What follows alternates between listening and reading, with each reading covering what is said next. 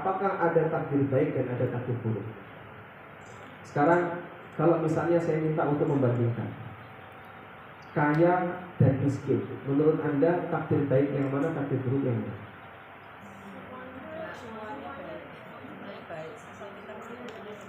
Hah? Kaya itu takdir baik atau buruk? Baik. Kalau miskin? Baik, saya ganti sekarang. Sehat dan sakit. Sehat itu takdir baik atau buruk? Baik. Kalau sakit? Dihapus dosanya. Baik. Sekarang pinter dan bodoh. Pinter itu takdir baik atau buruk? Kalau bodoh? Baik juga. Dia jadi motivasi untuk belajar.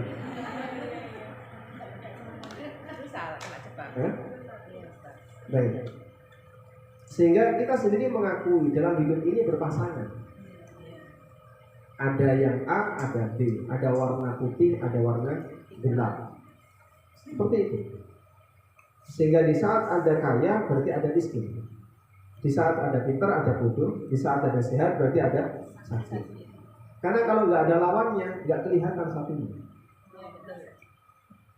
Sehingga yang satunya jadi kelihatan sebab itu ada lawannya. Ya? Dalam kacamata manusia, apa yang menurut manusia itu nyaman itu baik. Dan apa yang menurut manusia itu musibah itu buruk. Dan ini tidak ditolak oleh Nabi SAW. Sehingga dalam hadis Jibril, hadis riwayat Bukhari Muslim, Nabi SAW mengatakan, wa tu'mina bil qadari khairihi wa syarrihi. Di antara 6 rukun iman itu adalah engkau beriman kepada takdir yang baik maupun yang buruk. Engkau beriman kepada takdir yang baik maupun yang buruk. Baik. Ini jika dilihat dari kacamata manusia. Tapi kalau dilihat dari perbuatan Allah, tidak ada perbuatan Allah yang buruk. Sebab seluruh perbuatan Allah itu baik. Al-khairu biyadika wa syarru laysa ilaika. Nabi SAW mengatakan, Al-khairu biyadik, seluruh kebaikan itu ada di tanganmu. Wa syarru laysa ilaika, sementara keburukan tidak boleh dikembalikan kepadamu. Karena kalaupun Allah Ta'ala menciptakan A dan B, semua perbuatannya mengandung hikmah. Sehingga adanya A, adanya B, terjadilah dinamika kehidupan. Maka karena semua perbuatan Allah itu berisi hikmah, semua perbuatan Allah itu berdasarkan ilmu, maka semua perbuatannya itu baik. Nah, sering sekali ilustrasi yang dijadikan oleh para ulama untuk menggambarkan takdir baik dan buruk itu seperti ini. Batasannya ini ya, apa yang disukai itu baik, apa yang tidak disukai itu buruk. Itu batasannya. Sudah? Seorang dokter misalnya, dia memeriksa pasien, lalu diputuskan, Bapak harus amputasi. Nah, ketika dokter memutuskan amputasi, bagi pasien enak nggak ini? Nah, saya punya kaki hilang nggak bisa. Iya, tapi resiko Bapak kalau nggak diamputasi akan seperti ini.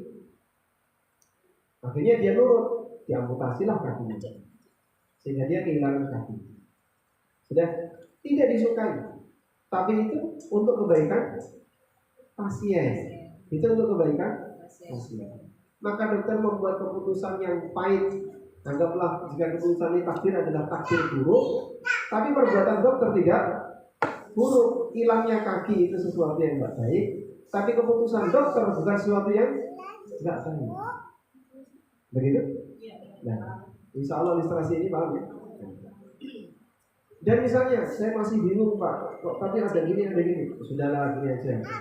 Sehebat apapun kita memperdebatkan takdir, nggak bakalan mengubah takdir.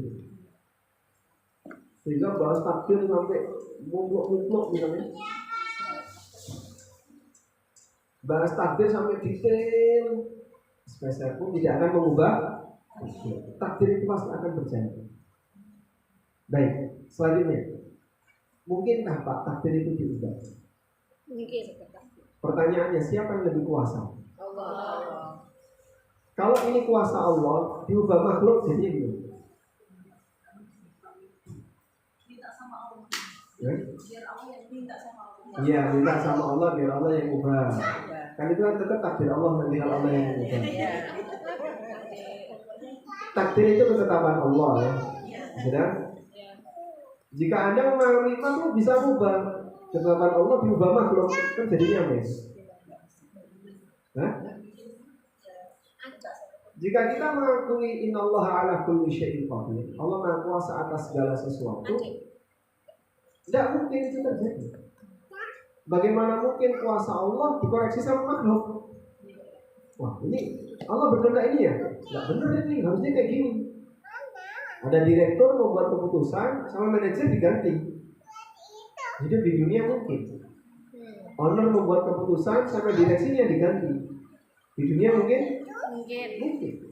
Tapi kalau di akhirat atau di kehidupan ini mana mungkin ini terjadi. Maka hakikatnya tidak ada takdir yang diubah oleh makhluk.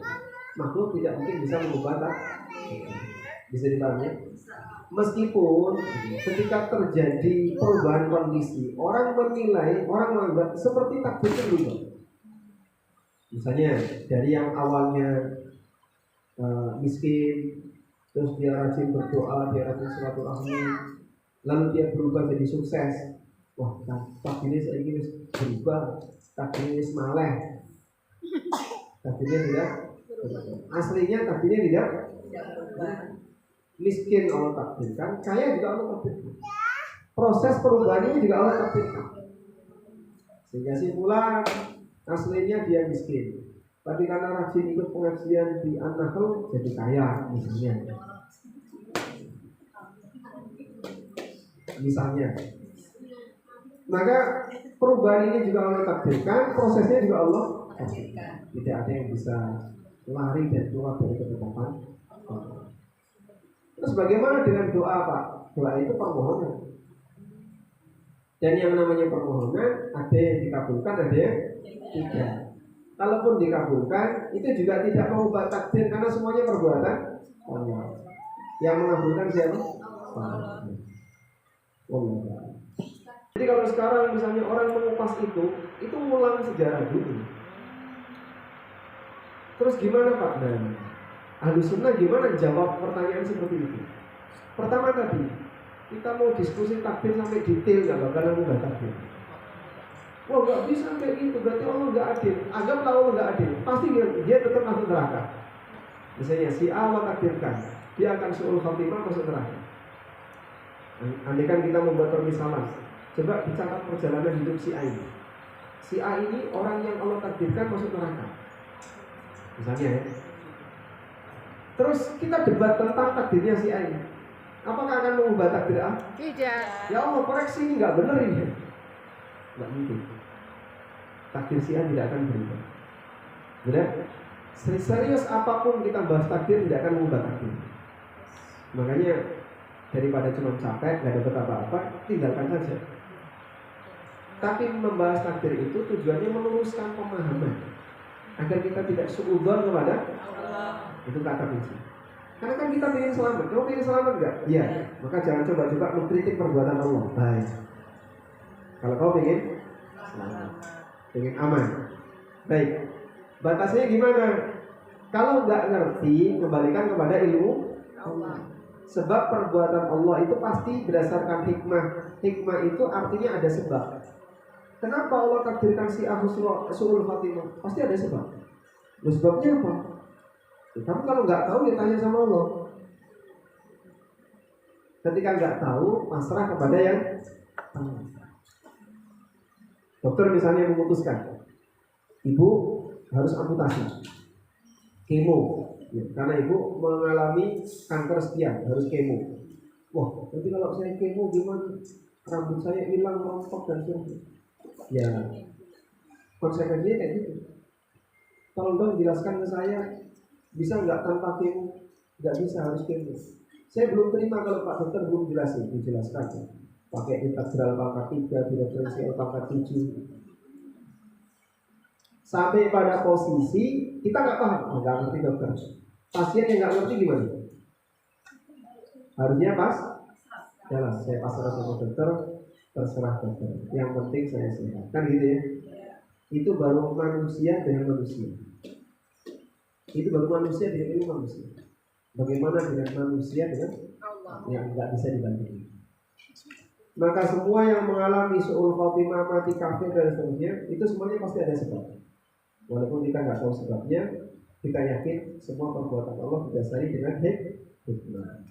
Wallahu a'lam. Irodah, qadariyah, kauniyah itu sama dengan takdir alam yang terjadi ini. Apapun yang Anda alami, yang Anda lihat, itu takdir kauni, qadari namanya. Yang terlihat. Yang terjadi ini. Yang terjadi. Apapun yang terjadi ini namanya takdir. Jadi ketetapan Allah itu kan ada dua. Saya ulang ya, ini aja. Ketetapan Allah ada dua. Ketetapan yang berupa takdir dan ketetapan yang berupa syariat. Iya. Ketetapan takdir itu contohnya apa? Perintah, larangan. Ketetapan takdir. Oh, takdir, tawakal. Semua yang tercipta ini ketetapan takdir. Yang Anda lihat, Anda saksikan maupun tidak Anda saksikan ini ketetapan takdir. Ada ayam goreng, ada sebelah sana ada apa itu semuanya ketetapan. Yang ini jadi presiden, yang ini gagal jadi presiden, ini menang pilkada, ini kalah, itu semuanya ketetapan. Ketetapan yang kedua ketetapan syariat, isinya perintah, larangan, aturan. Nah, ketetapan yang pertama disebut iradah kauniyah qadariyah. Yang kedua disebut iradah syar'iyah diniyah. Gitu? Cukup gampang ya? Paham misalnya?